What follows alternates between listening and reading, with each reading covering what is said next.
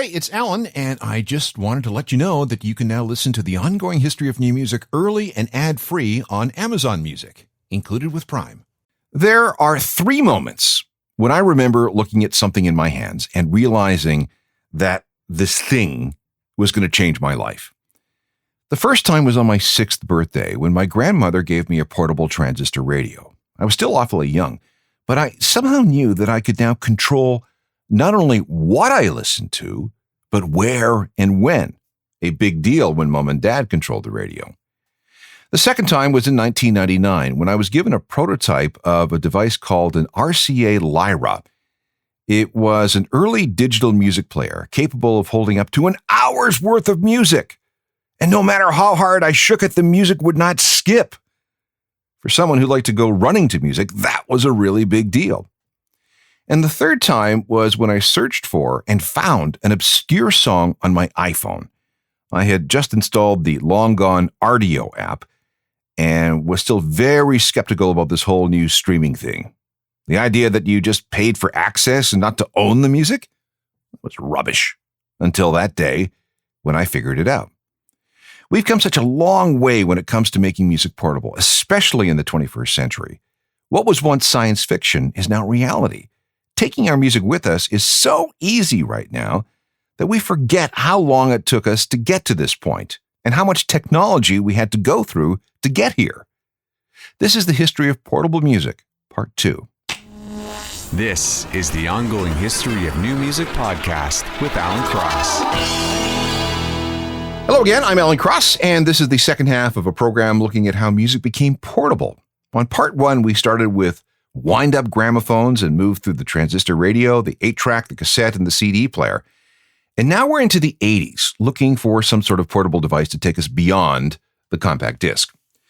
In the 80s, portable CD players came in 2 flavors, the kind you installed in your car after you bought it, and the fragile sort that you could walk around with. Both delivered great sound, but you were still stuck with pre-recorded discs. The big advantage of cassettes was that you could make your own mixtapes. That was the trade-off, analog mixtapes that you had to fast forward and rewind, or instantly accessible digital tracks, but only from pre-recorded discs. And this is where we encounter the mini disc.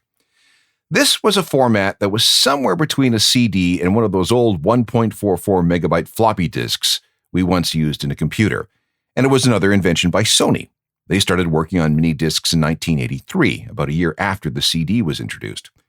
It took nearly a decade to bring the mini disc to market, with the first units going on sale in September 1992. Part of the delay was because Sony was also working on digital audio tape, or DAT, at the same time. But that format ran into a ton of problems and never really became a consumer thing. The mini disc worked like this. A rotating magnetic disc was mounted inside a plastic case, which was played by inserting it into a slot or a bay of a dedicated player. Depending on the version, a single mini disc could hold 60, 74, or 80 minutes worth of data. Digital, CD quality music. And it essentially worked just like the CD, except that you could record on it. And their anti-skip technology made for much, much more stable listening than a portable CD player.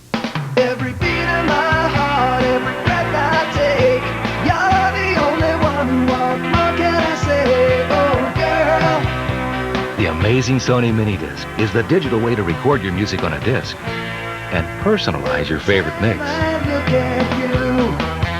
Oh, Sony MD lets you digitally record your favorite music and take it with you wherever you go.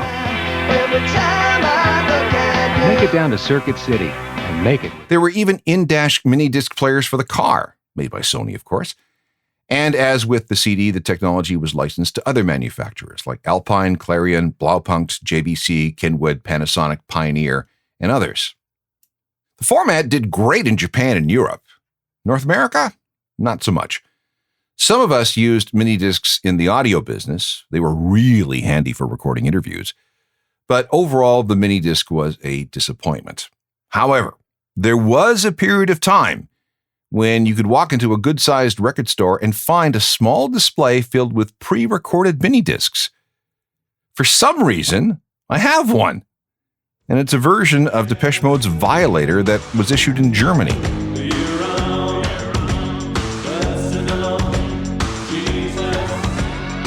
Sony stuck with the mini disc until September 2011. The last players were gone by sometime in early 2013.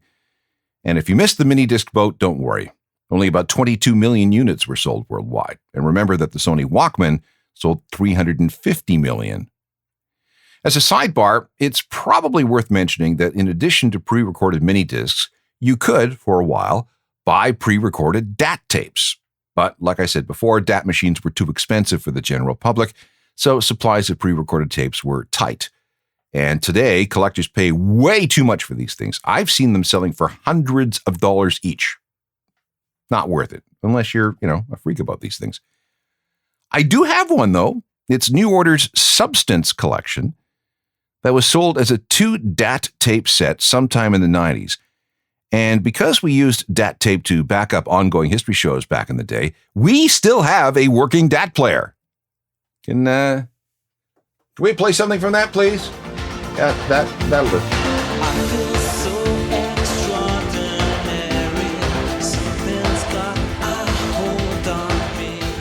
The next big development in portable music was the MP3. This technology was developed by the Fraunhofer Society in Germany. Initially, they were looking for ways to send large amounts of audio data through old telephone copper wires. And the only way to do that was to compress the data using an algorithm that stripped out everything that was non-essential. Fraunhofer licensed this technology to everybody in 1993. And the first users were people who ripped CDs to their computer and hard drives. Now, remember, in the middle 90s, it was a really big deal if you had a 100 megabyte hard drive. A full CD was 640 megabytes, so you really needed to conserve space. You had to be picky with what you ripped to your hard drive. And MP3s helped do the trick. It took a long time to get the algorithms right. Early attempts were plagued by digital glitches that made things sound awful. In the end, though, the boffins figured it out by using 2 types of audio. The first was, believe it or not, recording raw audio from hockey games. There was something about how hockey sounds in an arena with the skates slashing the ice and the puck booming off the boards that proved to be really tricky to compress cleanly. Fraunhofer engineers spent thousands of hours listening to the sounds of hockey and trying to compress them properly. The second was a 1987 recording by a New York singer named Suzanne Vega. She wrote this while sitting at a restaurant called Tom's on Broadway in Manhattan. And I know you know it because it's the same diner that was renamed Monk's Cafe on Seinfeld.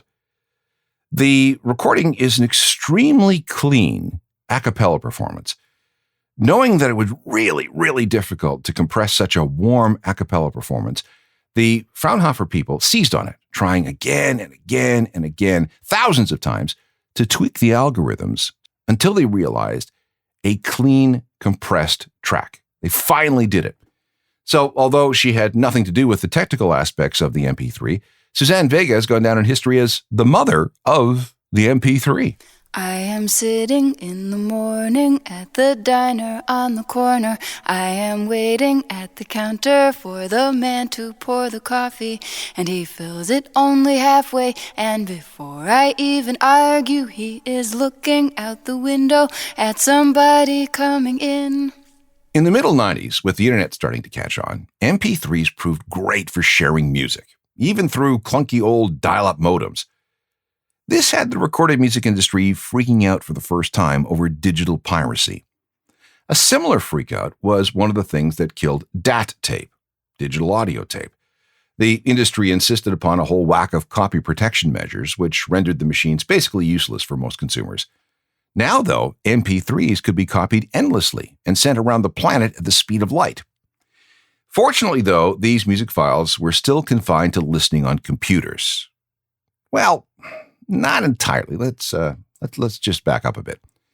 In 1981, a patent was filed in the UK for a device called the IXI. That's IXI. It was about the size of a credit card and could hold a whopping 8 megabytes of data, which was good for about 3.5 minutes of audio. Remember that this was before digital compression was a thing, so although it was a nice start, it was, kind of useless, and the IXI disappeared. In 1997, a South Korean company called Seihan Information Systems introduced the first ever portable MP3 player, which they called the MP3 Man Model F10. Kind of like the Walkman, you know? It came in two sizes, 32 and 64 megabytes, and it initially sold for between $700 and $1,000. It used flash memory, meaning that unlike every other portable music device since the transistor radio, there were zero moving parts. It could not skip.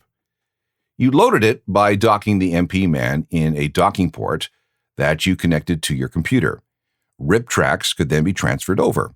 How many RIP tracks depended on the bit rate. If you transferred uncompressed WAV files, the smaller unit could hold just 6 songs, and the bigger one, 12. But if you lowered the bit rate, the more music you could take out of your computer. Of course, the lower the bit rate, the lower the audio quality. With something like this device, an hour's worth of music was just about right for most people at that time. It took a while to load because we were still using parallel port connections, which were awfully slow. And the device ran on a single AA battery. So you can just imagine how long it took before you ran out of juice. The trouble began when a company called Eiger Labs started importing the MP3 Man and rebranding it for sale in the US. This happened at about the same time a company called Diamond Multimedia started selling the Rio PMP 300. Check out this commercial. My mom says save some for your sister. Hey, there's one of those trash cans who puts the liner in the can. Do you think some guy comes in and switches the bags? Whoa, ice cream, I love it. You ever had a juice bar? Once I was 16, my teeth fell out on the same day. Jeez, that hat sure is blue. Hey, that swimming pool slide, but you really faster roller coasters when you scream. Ah! Ooh, something. For you. Hey. Rio Carbon takes you away from life's small annoyances. Best part when you find out he's really dead. It was a big hit over Christmas 1998, which scared the hell out of the American recorded music industry.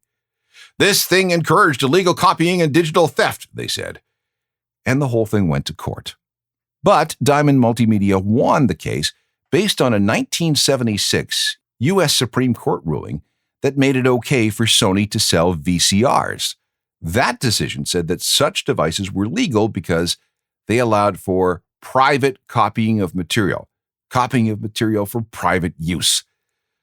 Unfortunately for the Diamond Rio, it only sold about 200,000 units. But for others, this ruling opened the floodgates. Audible.com had an MP3 player for audiobooks, which held up to 2 hours of really compressed audio. Then there was the Sensory Science Rave, the iJam IH100. Don't remember either of those. And the Creative Labs Nomad, which I do. Then came the compact personal jukebox. It had a hard drive with a capacity of 4.8 gigabytes, which was good for about 1,200 songs. Why would you need more than 1,200 songs? And for the car, there was the MPEG car and the Rio car, both in-dash MP3 players. Then it got confusing. Sony had a couple of digital players, but they used a proprietary codec known as A-Track, not MP3s. Windows-based players used a format called WMA. But then all these devices were suddenly and catastrophically wiped away, completely obliterated in October 2001. Can you guess what happened? Back in a moment. By 2000, portable music was reaching new levels thanks to custom-burned CDs, MP3s, and file sharing, especially this new thing called Napster. It was also around this time that Steve Jobs, who had arrived back at the struggling Apple computers, became focused on portable music players. He considered all of them awful. Apple contacted Tony Fadell, an engineer who had an idea for a new type of portable music player. It wasn't a bad idea, but it had been turned down by both Sony and Philips. Meanwhile, Apple discovered that Toshiba was developing a super tiny hard drive, and they quickly bought all the rights to it. The project to build an Apple-branded MP3 player was codenamed the P86. Most of the work was done outside Apple using a variety of suppliers. The appearance was inspired by a 1958 transistor radio made by Braun, while the controls closely resembled a phone made by the Danish manufacturer Bang & Olufsen. When the prototype was finished, nobody knew what to call the thing. That fell to Veni Chieco, a freelance copywriter hired by Apple to market this new device. Vinny was a fan of the movie 2001: A Space Odyssey, and he thought that the all-white player looked a lot like the pods used by the astronauts of the spaceship Discovery for work outside the spacecraft. Open the pod bay doors, please, Hal.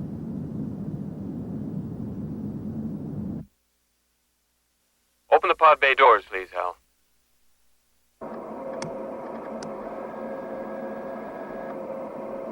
Hello, Hal, do you read me? Hello, Hal, do you read me? Do you read me, Hal? Another thing struck Vinny. The new device was something that could be connected to and then operate independent from a computer, just like 2001's pods. And so it came to pass that this new device was christened the iPod. But then there was the matter of Joseph Grasso, a New Jersey inventor who had come up with that name, iPod, a few years earlier and trademarked it. He needed to be compensated, which took about 4 years to sort out, by the way. And then there was an office furniture company in Michigan which used that name, iPod, as far back as 1991, or office furniture. That was sorted out. Then there were a few other patent disputes, all of which took years to clear up. Anyway, the iPod was introduced to the world on October 23rd, 2001. It had a 5 gig hard drive, and that was good for, well, about 1,000 songs. What was the first song ever ripped to an iPod? Well, for that, we have to go back to early 2001 to the design and development phase of this new device. Spiller is a person, Cristiano Spiller from Venice, Italy. The dude is 6 feet, 9 inches tall. Don't know why I mentioned that, but there you go. In 2000, he and some friends issued this single named after a nightclub in Miami. It was called Groove Jet, If This Ain't Love. According to those who were there on the Apple campus in Cupertino, California, this song was the first to be transferred from CD to MP3 to a prototype iPod. Why they chose this track has never been fully explained. I guess it just happened to be in the lab when they needed a CD.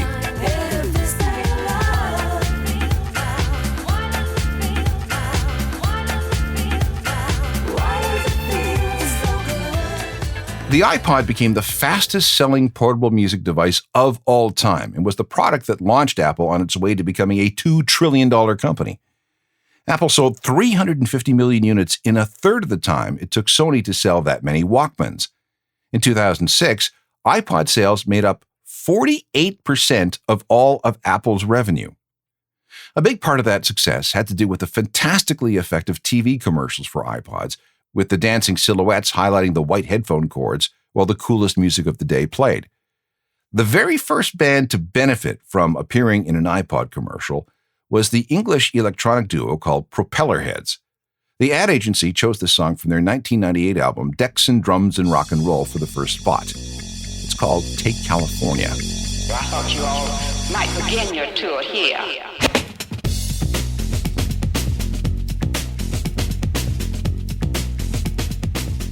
The iPod changed everything about portable music, especially after the iTunes Music Store was made compatible with Windows computers in July 2002. Nothing could come close to what Apple was offering.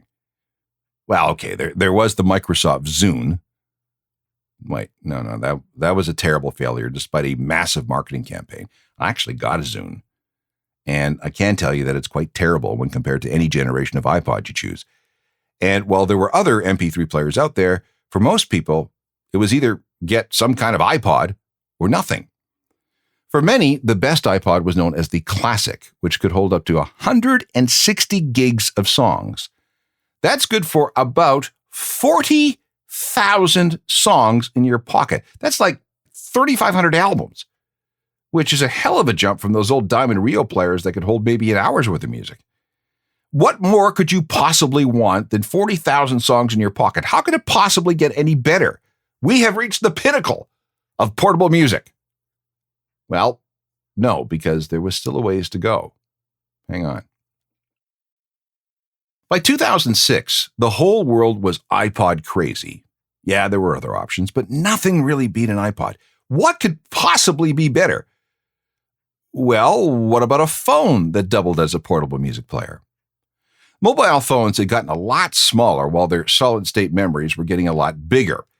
Everyone was already carrying around phones with them, So why not make something that meant that you didn't have to carry around two devices? Now, you may be surprised to learn that the first combination mobile phone and MP3 player came out in, wait for it, 1999. That's when Samsung released the SPH M2100. This is within a year of Seihan releasing the first ever MP3 player, and this set off a frenzy of development. Listen, by 2005, more than half the phones being bought in South Korea had MP3 playback capabilities. In September of that same year, Motorola released a model called the Rocker. This was the first phone that you could hook up to iTunes and download songs and then play them back with the iTunes music player embedded in the phone.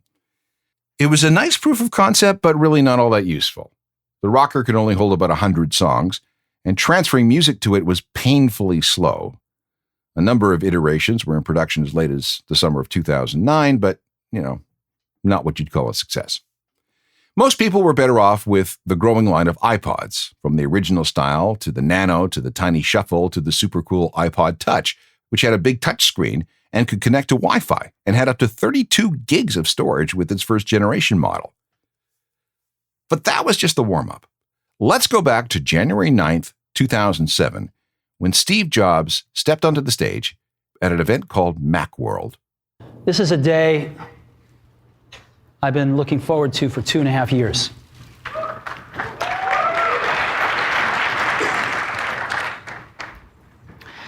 Every once in a while, a revolutionary product comes along that changes everything. And Apple has been, well, first of all, one's very fortunate if you get to work on just one of these in your career. Apple's been very fortunate. It's been able to introduce a few of these into the world. In 1984, we introduced the Macintosh. It didn't just change Apple, it changed the whole computer industry.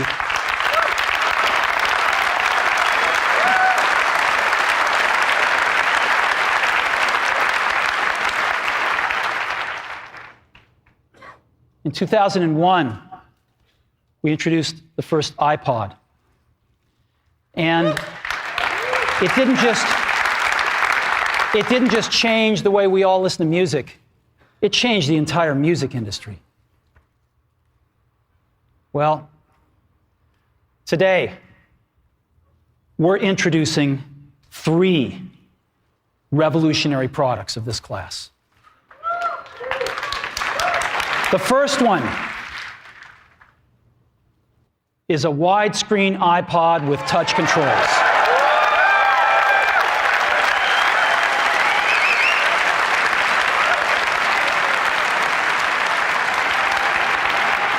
The second is a revolutionary mobile phone.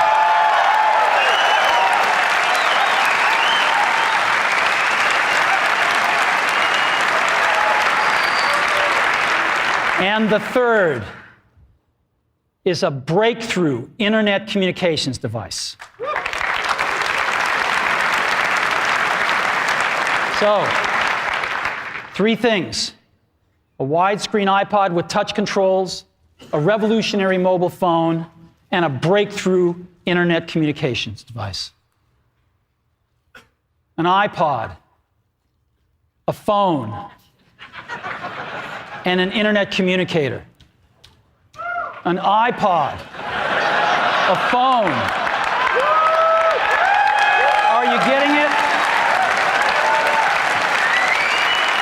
These are not 3 separate devices.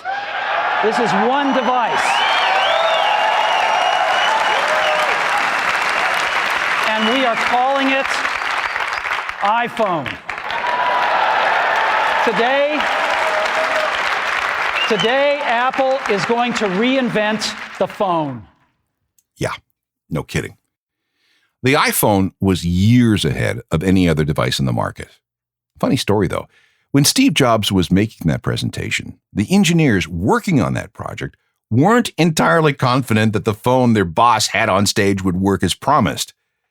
They sat there, slugging back shots of vodka, hoping that the demo wouldn't crash and burn. didn't, obviously, but they were absolutely terrified. The first iPhone went on sale on June 29th, 2007, and through all the generations, it has sold somewhere north of 2.5 billion units. It turned Apple from a computer company into a phone company, and like I said earlier, a company worth $2 trillion. Here is the first ever iPhone commercial. It's better if you see it, but let me just say that it's a series of clips from various TV shows and movies.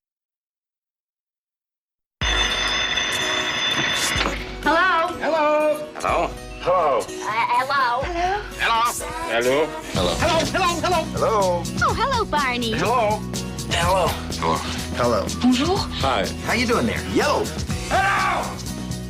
Hello? Hello. Hello? Hello? Yo. Hello? Hello? Hello. Hello? Hello? The bad news, if you want to call it that, is that the iPhone almost completely cannibalized iPod sales. Apple stopped making the Nano and the Shuffle in the summer of 2017. But if you must have an iPod, you can still get one. But the only model available is the Touch, and it really isn't that much cheaper than a brand new low-end iPhone. But people still have use for what's basically an iPhone without the phone. For kids, for example, more than 100 million Touches have been sold, which is about a quarter of all the iPods ever sold. But let's get back to the iPhone. Once it hit the market, every mobile phone had to come with a music player, which is where we are today. So, we've reached the peak of portable music, right? Well, again, no. Rewind to about 2000, when Napster threatened to destroy the entire music industry through file sharing. Some people saw their chance with something they called streaming. First out of the gate was a platform called Rhapsody in December 2001. For a monthly fee, subscribers could stream as much of the company's online library as they wanted. This was way too radical for most record labels. And it was weird for music fans too. Wait, we're just accessing the music and we're not owning it. And when we stop paying our monthly fee, all the music goes away? Yeah, that's the way it was. Remember, though, that we were still locked into the ownership mindset back then. For the first 100 years of the music industry, the only way we could guarantee unlimited on-demand listening to music was to own it on a piece of plastic. Streaming was entirely virtual, and you didn't own it, you rent it.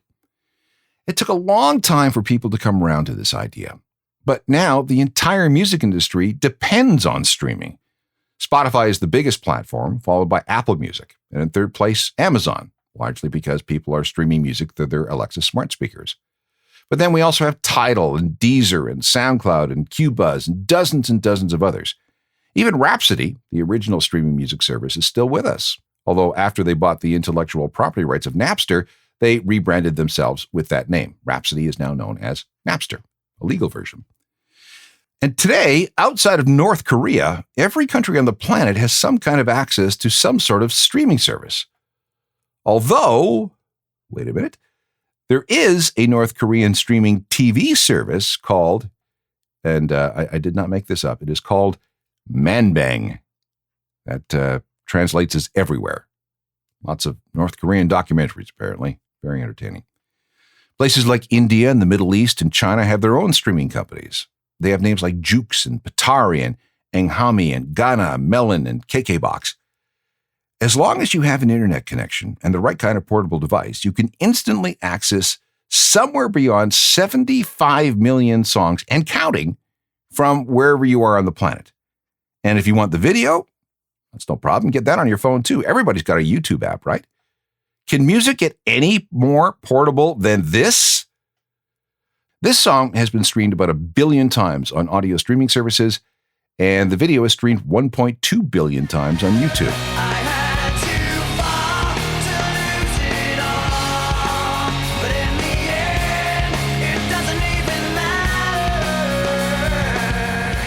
Before we finish up, I want to go through a few other ways music was made portable. Does anybody remember hit clips? If you were a kid in the late 90s or early 2000s, you might remember these tiny toys from Hasbro that played a 60-second clip of some popular song of the day. It was like a gateway drug for kids too young to have a proper MP3 player.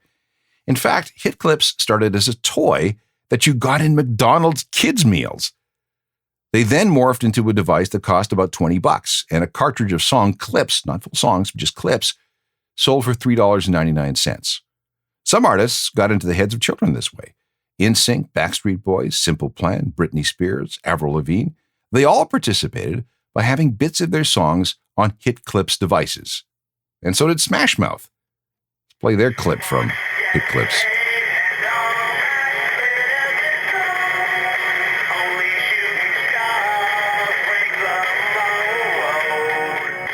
Now, this is from the tiny built-in speaker, but you could also plug in some headphones for slightly better sound, but I think this makes the point of what Hit Clips could do and also what it could not do. $3.99 for 1 minute and 7 seconds of Smash Mouth. If we look beyond the West, there are special players sold in places like South Asia. For example, you can buy a device called a Caravan, which is a boombox-like player preloaded with 5,000 copyright-free Hindi songs. If that's all you want, nothing more to buy, nothing more to download.